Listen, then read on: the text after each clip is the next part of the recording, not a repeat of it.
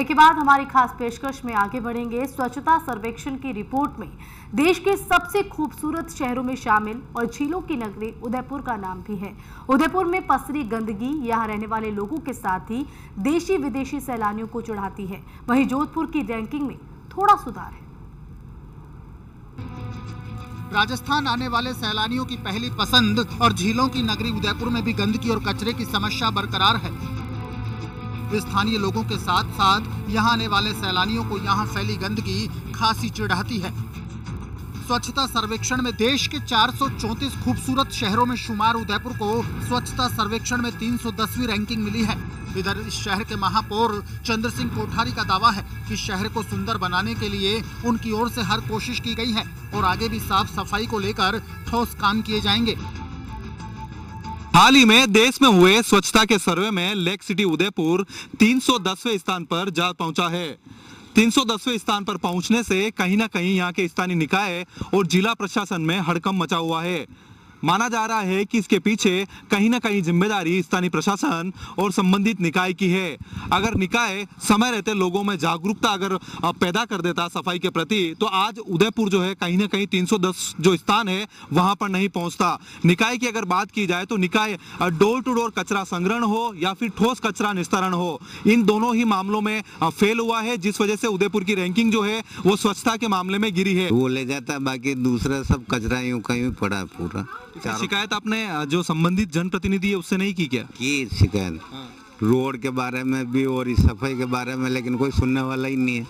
कोई गंदगी कभी सुधरी नहीं, ना कभी साफ करने वाले आते हैं, ना बाया आती है वो साफ करने वाली, कोई आता नहीं। और आपस में हम ही आपस में झगड़ा करते हैं और वहाँ पार्षद साहब के पास जाते हैं कि हमारे यहाँ पे रोड बनवाओ या यहाँ पे कचरा झाड़ने वाली बायों को भेजो, तो और कुछ नहीं, और हाथ मना करते हैं कि हम तो नहीं आएंगे। कोई नगर निगम ना ध्यान देने वाला है, ना कोई कुछ भी ध्यान नहीं दे रहा है। यहाँ पे कचरा इतना बढ़ रहा है, हर किसी के प्लॉट पे कोई कचरा डाल रहा है और वो प्लॉट वाले की वजह से लड़ाई हो रही है सर।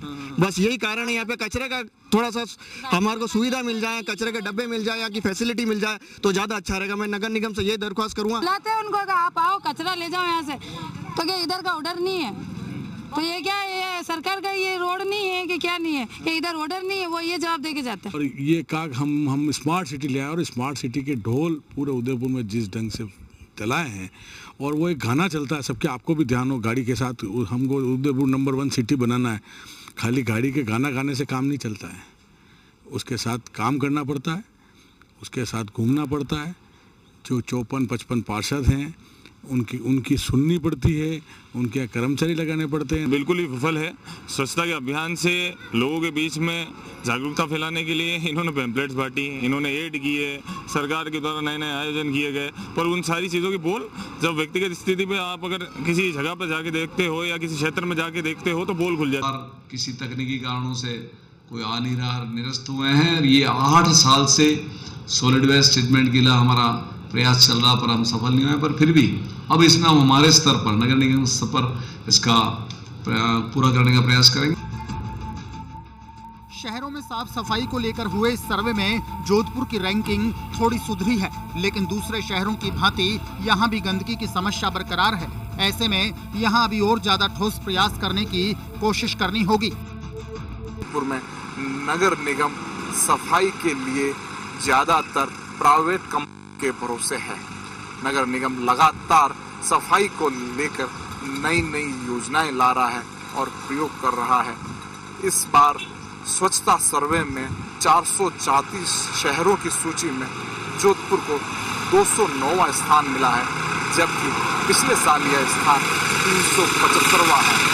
नगर निगम और महापौर अगले साल लक्ष्य तय कर रहे हैं कि वे जोधपुर को देश के 100 शहरों की सूची में शामिल करेंगे। क्या है और उस स्वच्छता के अभियान के तहत जो हमारी कैटेगरी जो निम्न थी उससे ऊपर उठकर आज हमारे जो लोग हैं जोधपुर के, उन्होंने कचरे व सभी ढेरों को साफ सफाई की तरफ साफ सफाई को साफ किया है और सब कुछ सफाई की ओर अग्रसर रहे हैं। अभी पिछले काफी दिनों से डंपिंग स्टेशन बना दिया गया है और जबकि कचरा 20-20 दिन भी निगम द्वारा नहीं उठाया जाता है, और जिससे कि लोगों को लेकर इसमें आक्रोश है। और अभी पिछले कुछ समय से यहाँ पर डेंगू भी फैला था इसी के कारण, और राजमहल स्कूल की बच्चियां भी यहाँ से पास में होकर निकलती है, जिनका निकलना भी दूभर होता है। हमारी रैंकिंग 7 नगर निगम में सर्वश्रेष्ठ है और राजस्थान में 4थे नंबर पे है। वैसे मैं स्वयं इस रैंकिंग से संतुष्ट नहीं हूँ, लेकिन चूँकि पिछले वर्ष के तुलना में काफ़ी अच्छी रही है, जो रैंकिंग अच्छी हुई है उसमें जनता का सहयोग, हमारे जनप्रतिनिधियों का सहयोग, हमारे पार्षदों का सहयोग और हमारे अधिकारियों का सहयोग और सबसे बड़ी मेहनत हमारे कर्मचारियों की। इससे कि जो 5,500 टॉयलेट बनने हैं वो टॉयलेट पूरे बन जाए, जिससे मैं इस पूरे शहर को घोषित कर सकें। कुछ ऐसे वार्ड हैं जहाँ ज़मीन पथरीली है, पहाड़ी ज़मीन है, रोकी ज़मीन है, वहाँ घर में टॉयलेट बनना संभव नहीं है। उन वार्डों में पर्टिकुलर वार्ड नंबर 1 और वार्ड नंबर 65 उसमें हम लोग प्रयास कर रहे हैं कि वहाँ सार्वजनिक शौचालय बना दें, पब्लिक टॉयलेट बना दें। उसकी व्यवस्था भी हमने काम शुरू कर दिया है, वो भी अच्छे से बन जाएंगे।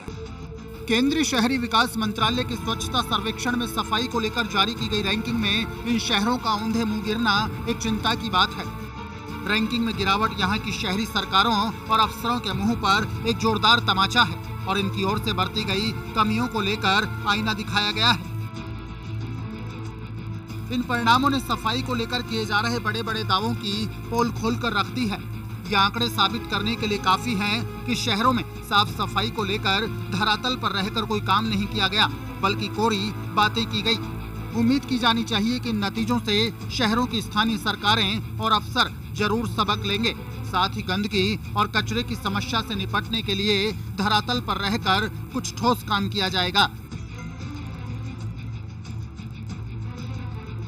Bureau report, India news, Rajasthan. इसी के साथ इस खास पेशकश में बस इतना ही।